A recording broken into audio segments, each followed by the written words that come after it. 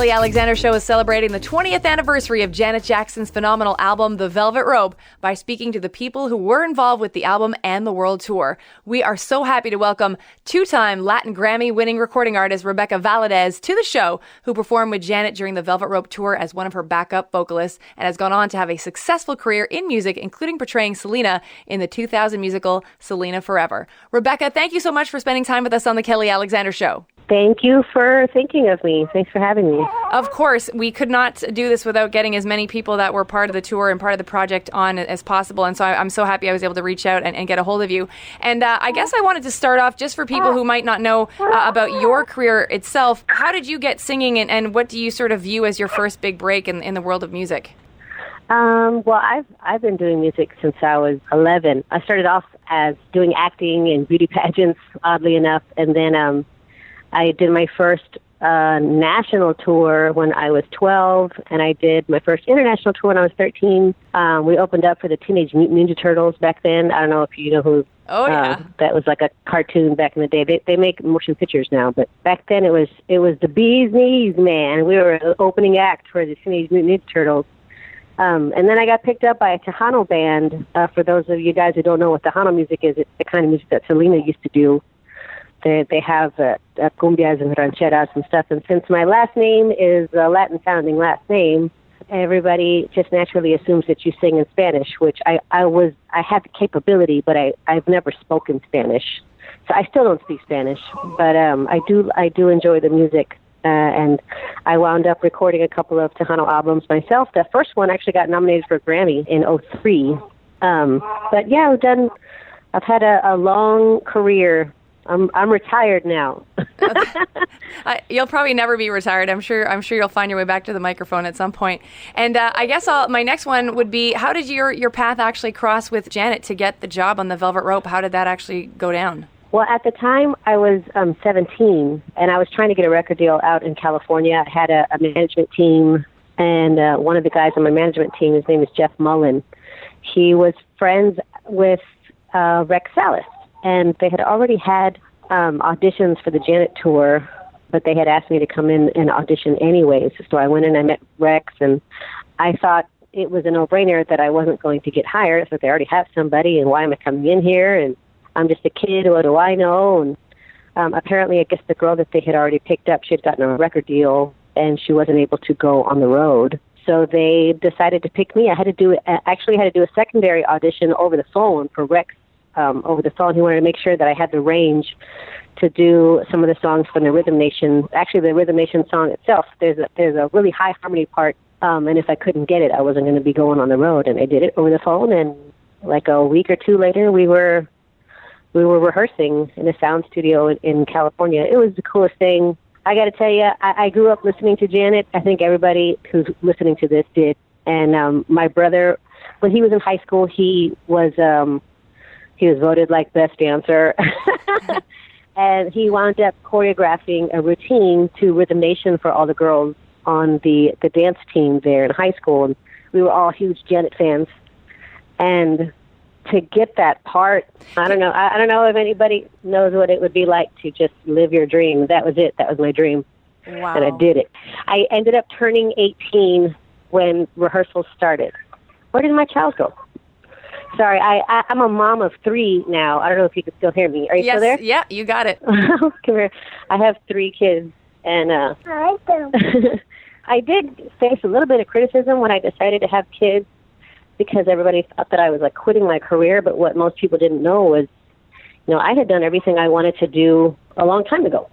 I mean, one of my dreams was to perform or even just meet Janet Jackson, and I did that at 18. So check that. I won 2 Grammys. Check that. I was on off-Broadway musical. Check that. I did background vocals for Selena on her album. Check that. Everything I wanted to do, I did it already. That's fantastic. I don't mind when my babies cry. Can you talk to us a little bit about when you actually got the news? Do you remember where you were and what happened I guess it was Rex that maybe called you to say that you got it? Yes, he's the one that called. I was staying with my friend, my cousin, David Infante. At the time, we had an apartment in Hollywood, back when Hollywood was gross. Hollywood's really awesome now, but back then we lived off of Hollywood and Highland. And we were just a couple of musicians trying to make it in the business. And when I got that phone call, I believe David had flown back to San Antonio to be with his family for some sort of holiday over there. And so I was by myself in my little tiny, super small apartment in Hollywood, struggling. And I called my mom, I called my dad, and I said, "You will not believe what just happened." My body was shaking. It was just it was freaky the way things happened. Yeah. And that was just one of those freaky things, but that it just lasted a whole year. I think we wound up ending up that tour with Janet in Hawaii. My parents came to visit me out there, along with a few cousins, and it was the ride of my life. I haven't really done anything that cool since. I don't think. I know I wound up going back to college after that. I mean, again, I was just a kid. And Janet was so sweet, and everybody on the tour was really nice. Even the road crew guys were nice. Stacey Campbell, the other background vocalist, she was just as nice can be. I guess I had this misconception that everybody in the business was rude, and I had met some unruly members of the music industry before I came across that job with Janet, and they totally turned me around. Can you talk to us a little bit, Rebecca, about what Janet is actually like as a boss and leader, and what qualities, I guess, does she have that sort of stick out to you? She's just really sincere. She's very soft-spoken. She's incredibly polite. She never says anything rude. Everything that she says is thought out. She doesn't just speak on a whim. That's the one thing I noticed. It just sounded like everything that she said she meant to say, and she just seemed very, I want to say wise beyond her years, but when she was, I think, in her 30s. I guess it was 20 years ago. So yeah, she was in her late 30s back then, or early 30s. I'm not exactly sure. Mm-hmm. Early 30s. But yeah. she just seemed really wise and sweet and soft-spoken, and whenever she spoke, everybody kind of got quiet because she doesn't speak loud. So we just sort of stop and listen, and I always thought, why can't I do that? I'm a very, very loud speaker, and I laugh a lot. I think that comedy is sort of like my self-defense mechanism, and that kind of got me in trouble a couple times on the tour. But again, when I had just turned 18, I'd never been away from my mom before. But it was nice to know that if I had to go somewhere, I was going with people who I knew had my best interest at heart. We had a really great team. The road management, we called him Uncle Dave. He was just I didn't know anybody who could just retain so much information. And I always thought, just as a background vocalist, that I was sort of an insignificant member of the tour. But I hated asking for things. But when I did, Dave just made me feel like I was just as important as everybody else. And in the grand scheme of things, I guess I really was. But because I was so young at the time, I didn't feel like I deserved the kind of attention that they gave me. And they were just so nice. Like, they really made you feel important. Joining us on the Kelly Alexander Show is Latin Grammy-winning recording artist Rebecca Valadez. Make sure you follow her on Instagram at Grande Valadez. Can you give us an idea how you view Janet as a vocalist? Because I'm sure you know she often gets tons of commentary with regards to her dancing ability and how amazing she is, but not a lot of people talk about her vocal prowess. So how do you view Janet as a vocalist, and what was it like actually working with her, on your parts and on your vocals? Well, Janet's very shy. And she has some insecurities about her voice, which are completely unwarranted because she is an amazing vocalist. The thing that I noticed was, you have to understand, when she started out in the music industry, she started out working with Jimmy Jam and Terry Lewis. And Jimmy Jam, the first experience that I had with her was practicing for the Rosie O'Donnell show back then. And we were listening to some of the songs that she recorded. She did a lot of the background vocals herself. And the harmonies are so just amazing. You have to know what you're doing to do those harmonies.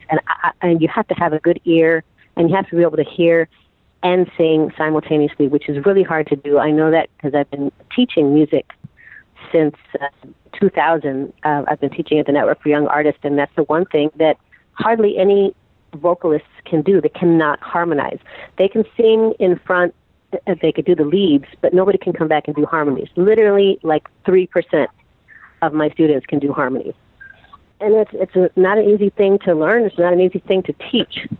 And Janet knew it. And I'm sure she had plenty of experience growing up with her brothers, because obviously they had to do their 3, 4, 5-part harmony with the Jackson 5. But man, she was just on it. She was on pitch all the time. She has a really unique, beautiful tone. And she's a professional. So, like I said, everything she does, it's well thought out. Every harmony is, God, it was almost like scientific. But that's that Jimmy Jam influence, man. How was rehearsal like? Because I know obviously she had a lot of rehearsal time needing to spend with the dancers, because obviously that was a whole thing on its own, just being on stage and the staging and all that stuff. Was it rushed rehearsals with her, or did she obviously make time to make sure that, was she tight with the band? Well, yeah, in the beginning we had 2 separate sound stages, and Janet was busy rehearsing with the dancers in one of them, and Rex Salas had the band and the backup vocalists in the other room. And it was interesting because with Tina Landon, the way that she choreographs, she needs whatever the band plays, it needs to be consistent.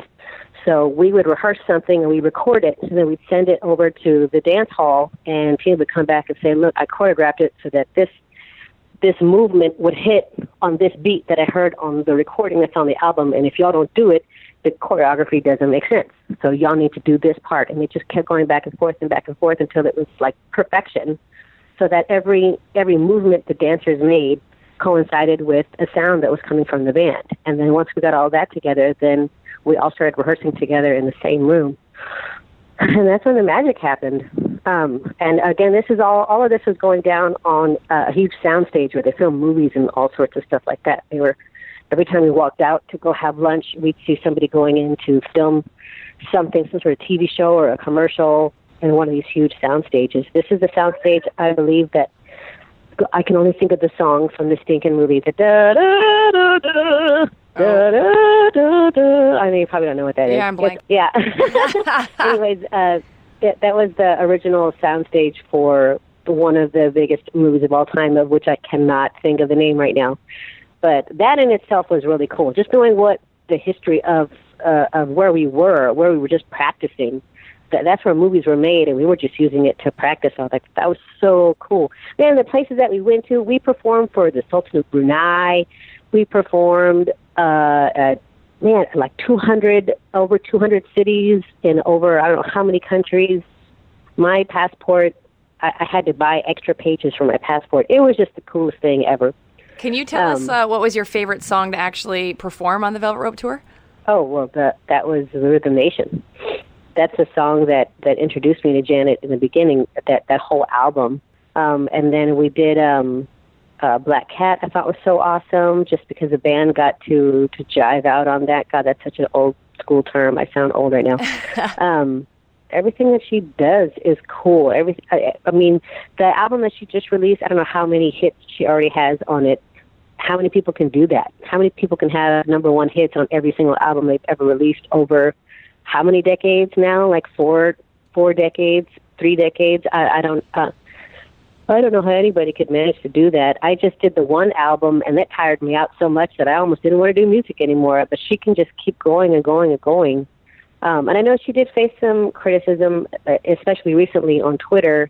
Somebody was, I guess Kim Kardashian had commented on how great her body looked after just recently having a baby. And I don't remember when she had her child, but it wasn't like yesterday. January. Yeah, and I was like, Janet, from what I remember, she worked really hard for her body, and she was not the thinnest person when we started off the Velvet Rope Tour. If you have video footage of her when that tour started, and by the time it ended, she had lost a lot of weight during the course of the tour, and she did that by eating a whole lot of small meals during the day. She was very diligent. I think the only time she cheated was, when women all cheat on their diets, when we're on our period. We have chocolate or brownies or pasta. It just has to happen. You have to have those things. But yeah, she always had some sort of green smoothie or something in her hand. And when she worked out, she didn't run or overexert herself. She was always in fat burning mode, which means you're going to walk at an incline the entire time, which raises your heart rate, and it doesn't fat burning mode. That's what you want. But she knew everything that she needed to do because she has the crew to help her do it.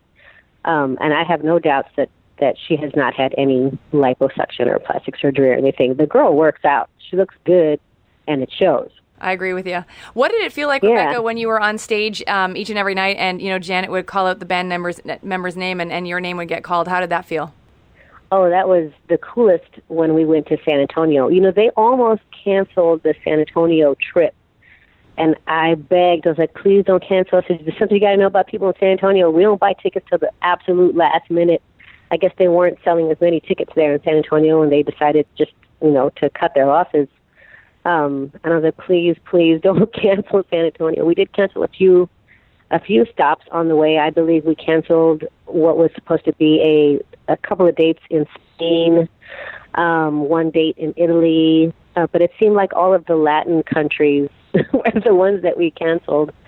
But I think it's just because we don't buy tickets to the last minute. I guess we're procrastinators or something.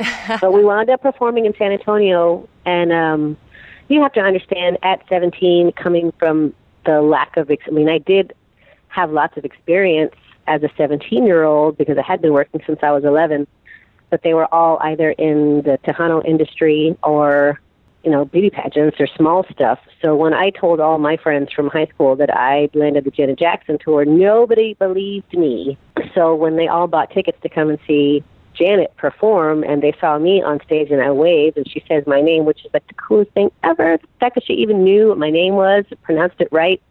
Even my high school, like from middle school all the way to graduation, my high school never spelled my name right and never pronounced it right, which is ridiculous because it's so easy. It's Valadez. But they would always call me Rebecca Valadez, and that's how my report cards read, and I would always ask them to correct it, and they never did. It's not Valdez, it's Valadez. And Janet got it right off the bat. She knew what my name was. Nobody had any issues. I was like, this is the coolest thing ever. And for her to say my name on that stage every night was so cool. So whenever anybody gives me slack about, no, you weren't performing with Janet, you didn't know anybody, blah, blah, blah, I just showed them the YouTube clip. And so there you go, in your face. That's awesome. That is so cool. It's usually family members that say that, though. Like, nah, be quiet, Rebecca, you don't know. From the outside looking in as a fan, it really did seem like the band and the dancers and the road crew, like all of you were super tight as a family. Was that actually how it was, Rebecca? Oh, yeah, it was. People had, they would lose family members, or they'd go through some sort of drama or trauma, and we would all be there for each other. And you can't help it when you're touring with the same group of people for a long period of time. You have to get along. And I think Janet knew that, and the people that hired everybody knew that. I think that's one thing that people don't understand about the music industry. It's not just about your talent or what you can bring to the table, but you have to have a strong work ethic, and you have to have the kind of personality that can mesh well with everybody else that's on the road. And that's very important to Janet. Some people did get fired because they were a little bit too... I believe one crew member exchanged backstage passes for some sort of physical gesture from a fan, and she found out about it. She's like, that guy got fired. He's out of there. You're not allowed to be rude to any of the fans or any of the crew. You will get kicked out. And I'm pretty sure that that's how it goes with everybody, but in the back of my mind, I don't think that's how it is with every tour. Not everybody's as nice as Janet, and not everybody holds the kind of standards that Janet holds. And she holds all of her, not just the band members and the dancers, but all the crew and everybody accountable for that. When you go out there, you represent her, and she has a particular message that she's trying to stand up with, and we all have to stand there with her. And it takes that kind of, I don't know, I always used to tell myself that if I just did my job and kept my mouth shut, that everything would be fine. But if you don't express your opinions, then how will people know that you belong there? You know what I mean? Mm-hmm. She picked the people from that tour not just because they were talented, but because she knew that they'd be great members of her on-tour family. And that meant a lot to her, and it meant a lot to the people that were there, too. And I'm sure that the fans saw that. Oh, yeah. So that was important. We did, for sure. And I wanted to ask you this. I'm not sure if you heard the news or not, but Michael Andrews passed away earlier this year. And yes. and we're dedicating this series of interviews to him because I had him on my show actually before, and I would have obviously had him on to celebrate the 20th anniversary as well, and tragically he's not here with us. But I just know when I spoke to him in our earlier interview, like I could just tell in his voice and in his expressions like how much he loved being a part of the Velvet Rope team. So I wanted to ask you your thoughts on Michael and what was it like sort of being around him? Well, I got to tell you, Michael was very nice to me. Of all because the dancers were, Janet was A group, the dancers were B group, and the band was C group. Not in that order as if we were any less than anybody else, but we all had to keep to our groups as far as like tour buses and such. But of the B group, Mike was the nicest to me. I really enjoyed his company. I liked what he had to say. And there was one time when I used to experiment with makeup a lot. I never really had makeup before. I know that sounds weird because I was a teenager, but the only thing I ever wore was maybe a little bit of lip gloss and mascara. My mom never let me wear like dark-colored lipsticks or dark-colored nail polishes or anything like that. So when I went on tour with Janet, it was like full-on experimentation. I colored my hair, weird colors. I was like, everybody's doing it. I got to do it too. When this tour is over, I got to go home and go back to being boring old Rebecca. So I had done this look with this green eyeshadow that I bought from Makeup Forever. And he told me, and I guess it was just the way that he said it. He says, oh, my gosh, Rebecca, you look so beautiful. Whatever you did to your makeup, you're just stunning. You're so beautiful. And no man from that point on has ever made me feel as beautiful as Mike did in that moment. And I think it was just his character. It was so sincere. You just believe whatever he said. And you knew it was the truth because how could that delivery be anything but sincere? And that's the thing I liked about him the most. He just, he had a young spirit, but he had all this experience in life behind it. And to be doing what he did at the age that he was, I mean, and all the dancers were young. I don't think I was I the youngest person? Maybe. I think maybe Mike was maybe a few months younger than me. I'm not sure, but we were all either 18 or 19 or 20. And to have that kind of responsibility, it changes a person. At least that's what my mom said. She said, you're not the same person you were. I think that's the thing that sticks out most for me and Mike was that he's just so sincere, and you knew that whatever he told you, it wasn't a lie because it came from the heart. He was just a really sweet guy. I'm sorry about what happened to him, and I know it must have been a long time for him to suffer, but man, God takes the good ones, I guess. Yep, that's true. Well, I want to thank you for sharing that because so many fans obviously love Mike so much, and that was so beautiful what you said and shared that story with us. So thank you for that. And I did want to ask you, when was the last time you actually spoke to Janet, and what message would you like to pass along to her today on the the 20th anniversary of the Velvet Rope? To be quite honest with you, the last time I spoke with Janet was in Hawaii at the end of that tour. I never spoke to her again. I wanted to. I didn't, going back to college for me was what was on my mind, I guess, and I didn't bother to audition for any other projects after that. And I had, unfortunately, changed my phone number because I got a new cell phone, and I wound up losing out on some jobs because of that as well. But I haven't really spoken to her, but I have followed her on social media and watched some of her interviews, and everything that I knew about her then, it holds true. Every time I hear her speak, she's always so eloquent and so soft-spoken, and she means what she says. She doesn't just say something to hear herself say it. She says it because it means something. And I wish her all the best. I know she just had a baby, and like me, she waited a long time to have kids, and I think there's nothing wrong with that. Janet has done everything she's wanted to do in this life. If she wants to have a baby, she darn well has the right to. And if it wasn't working out with her ex-husband, then it's her responsibility to make sure that her baby is in a safe place. And man, moms have so much responsibility. Oh my gosh. But at the end of the day, every decision that you make is for that family and for their future. And I wish her all the best. And I know that she's got a lot of great people around her to support her, especially her family. And I know she's going to be okay. And I bet she's really happy with her baby now. I'm sure. She seems very happy in all the pictures, that's for sure. And Rebecca, on behalf of the fans, I just want to thank you for your part in the Velvet Rope Tour and the project, because as I've said to some of the other dancers that I've been interviewing and other, band members, you guys changed so many people's lives. Like, it was just such an incredible show.